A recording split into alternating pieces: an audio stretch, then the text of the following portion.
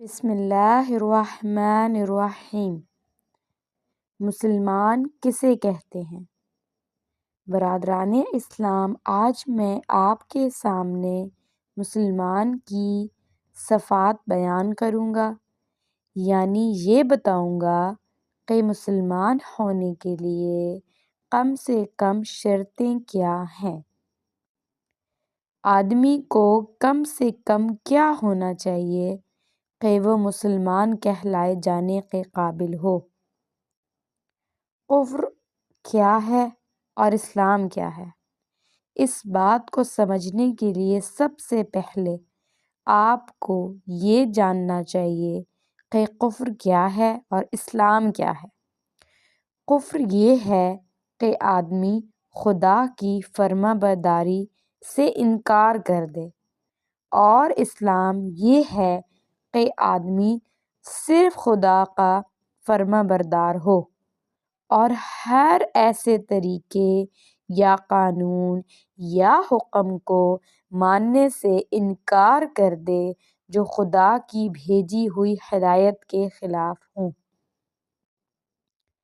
اسلام اور کفر کا یہ فرق قرآن مجید میں صاف صاف بیان کر دیا گیا ہے، چنانچہ ارشاد ہے وَمَن لَّمْ يَحْكُم بِمَا أَنزَلَ اللَّهُ فَأُولَٰئِكَ هُمُ الْكَافِرُونَ، یعنی جو خدا کی اتاری ہوئی ہدایت کے مطابق فیصلہ نہ کرے، ایسے ہی لوگ دراصل کافر ہیں۔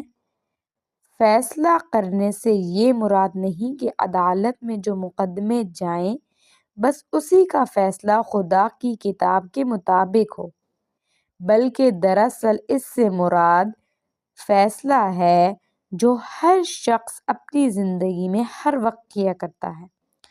ہر موقع پر تمہارے سامنے یہ سوال آتا ہے کہ فلاں کام کا کیا جائے یا نہ کیا جائے، فلاں بات اس طرح کی جائے یا اس طرح کی جائے، فلاں معاملے میں یہ طریقہ اختیار کیا جائے یا وہ طریقہ اختیار کیا جائے۔ تمام ایسے موقعوں پر ایک طریقہ خدا کی کتاب اور اس کے رسول صلی اللہ علیہ وآلہ وسلم کی سنت بتاتی ہے، اور دوسرا طریقہ انسان کے اپنے نفس کی خواہشات یا باپ دادا کی رسمیں یا انسانوں کے بنائے ہوئے قانون بتاتے ہیں۔ اب جو شخص خدا کے بتائے ہوئے طریقے کو چھوڑ کر کسی دوسرے طریقے کے مطابق کام کرنے کا فیصلہ کرتا ہے، وہ دراصل کفر کا طریقہ اختیار کرتا ہے۔ اگر اس نے اپنی ساری زندگی ہی کے لیے یہی ڈھنگ اختیار کیا تو وہ پورا کافر ہے، اور اگر وہ بعض معاملات میں خدا کی ہدایت کو مانتا ہو اور بعض میں اپنے نفس کی خواہشات کو یا رسم و رواج کو یا انسانوں کے قانون کو خدا کے قانون پہ ترجیح دیتا ہو، تو جس قدر بھی وہ خدا کے قانون سے بغاوت کرتا ہے اسی قدر کفر میں مبتلا ہے۔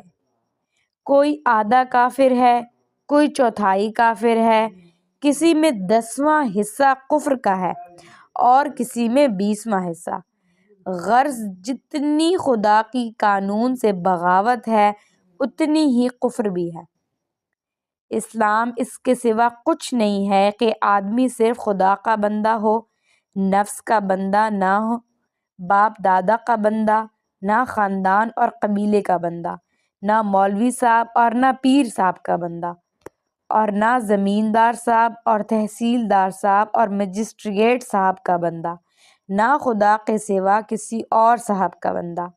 قرآن مجید میں ارشاد ہے قُلْ يَا أَهْلَ الْكِتَابِ تَعَالُوا إِلَىٰ كَلِمَةٍ سَوَاءٍ بَيْنَنَا وَبَيْنَكُمْ أَلَّا تَعْبُدُوا إِلَّا اللَّهَ وَلَا نُشْرِكَ بِهِ شَيْئًا وَلَا يَتَّخِذَ بَعْضُنَا بَعْضًا أَرْبَابًا مِّن دُونِ اللَّهِ فَإِن تَوَلَّوْا فَقُولُوا اشْهَدُوا بِأَنَّا مُسْلِمُونَ۔